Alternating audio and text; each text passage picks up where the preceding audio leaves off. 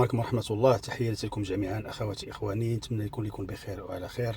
تحية خاصة للجماهير الودادية أينما تواجدت. هذا الفيديو قصير، بغيت نتكلم على التخبط اللي كنشوفوه في بعض القرارات كتاخذ من بعض المسؤولين. شفنا الإعلان عن اللائحة اللي غتدخل في معسكر إعدادي بين 12 و 15. ركزوا معايا، 12 هو غدا، اللي فيها 4 لاعبين من الوداد، من الفاتح، من التوارقة، في غياب للاعبي الفرق المشاركة قاريا واللي كتصدر سبورة الترتيب. ما كاينش لعابه ديال الجيش، ما كاينش لعابه ديال البركان، ما كاينش لعابه ديال الرجاء.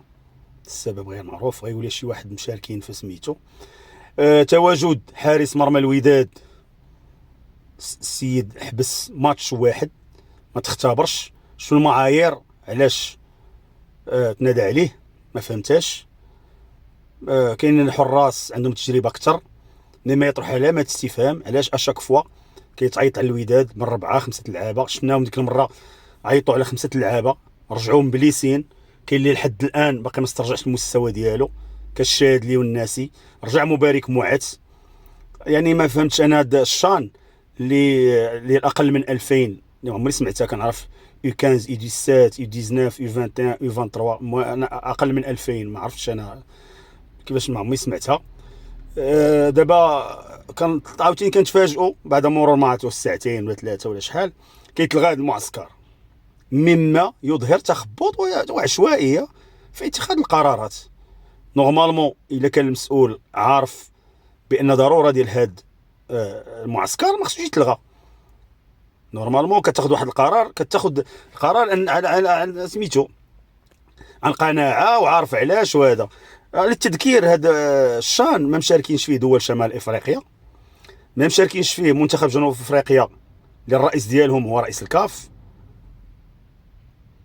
ما فهمتش ما الفائده من هذا الشان. انا كنطرح السؤال، اش غنستافدوا، اش غتستافد كره القدم الوطنيه من هذا الشان اللي غنوقف عليه البطوله، اللي غنحرم فرق من اللاعبين ديالها، وفين هو تكافؤ الفرص؟ عده اسئله تطرح. ما فهمتش انا الشان. ما اخر مره كنا سمعنا شحال هادي بانهم ما غيبقاوش يلعبوا منتخب، ما كاينش شي حاجه سميتها منتخب محليين، ها هو رجع منتخب المحليين. يعني عده اسئله تطرح. ثاني غنبقاو غاديين بهذه العشوائيه والقرارات الفجائيه. انا ما فهمتش صراحه. من ناحيه اخرى بغيت ندوي على، قلتها في اخر فيديو، على غياب لغه الحوار والتواصل عند بزاف صراحه، بزاف المحللين والصحفيين واللاعبين القدامى. مدرب فشل ما كيطولش، فرقه ما كيتفوتش فيها 2 ماتشات 3 كيجريو عليه. فرقه اللي مشى لها كيطيح الدوزيام ديفيزيون، الا كان في الدوزيام ديفيزيون كيطيح الهوات، كيجي كينتقد مدرب كيقوم بعمل كبير. واش عن قناعات ديالو، واش حقدا على ذاك او وتحامل على ذاك المدرب؟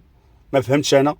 واحد كيدوي لك على التبروري، الحجر داز بالتبروري، كيقول لك دابا عطيني فرقه ندي بها كاس العالم للانديه، وكيقول ما ديتهاش دوني للحبس. انا بغيت نفهم واش غنرقاو بكره القدم بهذا التحليل وبهذه النوعيه ديال المحللين وبهذه النوعيه ديال اللاعبين القدامى. دابا كنا قبل كنقولوا المدرب الاجنبي كيتفضل واللاعب المدرب المغربي محقور، ولكن راه صراحه كاين بعض المدربين محترمين صراحه واللي عطاو لكره القدم الوطنيه بلا ما نذكرهم، راه باينين: شيبا، الركراكي، عموته، صلاحيه طويله. وكاين بعض الناس كنتي مثلا مدرب بصح كاع ما تكون في لي بلاطو، كره كتريني بالفراقي باش تجي وتبدا تيري في مدرب اللي غارضين في نفس يعقوب حشومه. ننتقد المدرب، حقنا حنا كمتابعين وكمحللين انتقدنا المدرب مكوينه، ولكن باش ننتقدوا بواحد الهجمه الشرسه ونقول ما كيدير والو وما كيعرف يدير والو، بقى لي كتقول لنا عطيوني هذه الفرقه هنا دابا ما فهمتش. دابا كيقولوا انتدابات فاشله، وهذا هما 4 عيطوا عليهم من المنتخب، ياك انتدابات فاشله. هاد ازدواجيه الحوار وازدواجيه التواصل ما فهمتهاش انا. راه خص المنظومه كلها تكون غادا في نفس الجناز، مصلحه كره القدم الوطنيه. بطبيعه الحال كل واحد كيشجع الفريق ديالو، كل واحد كيبغي الفريق ديالو. وتصور دابا انت كتجيب محلل ما عارفش، ما عندوش حتى المعطيات. محلل قبيله ما عارفش يعطي سميتو امتى غتكاليف الجيش، امتى غتكاليف الرجاء، والمذيع كيصحح ليه، ورغم ذلك ما بغاش يفهم، وداروا الاشهار باش عاودوا يشرح له، ورغم ذلك باقي ما بغاش يفهم. واش هادو محللين؟ محلل خصك تجي تكون بريباري المسائل ديالك، تكون عندك دي ستاتيستيك، تكون الفرق اللي غدوي عندك دي ستاتيستيك، كتبع المقابلات، كتبع هذا، انت محلل وعندك تجربه ومدرب. ما فهمتش انا اطار وطني، كتسمع اطار وطني و50 هو في الاستوديو. كيفاش اطار وطني؟ اطار وطني خصو يكون في التيران، او اطار وطني 50 هو ساكن في الاستوديو، ونهار كيعيطوا عليه كيمشي ماتش جوج وكيرجعوا ثاني ديك البلاصه، كيلقى ديك البلاصه باقا سخونه اللي خلاو ليه.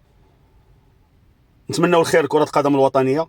غدا كاين واحد الماتش مهم، وداد الامه العالميه التوارقه، ان شاء الله يكون النتيجه طيبه ان شاء الله، الرباح ان شاء الله. نتمنى فهمتي موكوينا يدخل تشكيله اللي ان شاء الله نقدروا بها 3 بوان في تواجد جماهير وداد الامه العالمي، جماهير رقم واحد بالنسبه لي، من افضل الجماهير في العالم ورقم واحد في المغرب. نتمنى الخير ان شاء الله. ديما وداد ولا عزاء للحاقدين، والسلام عليكم ورحمه الله.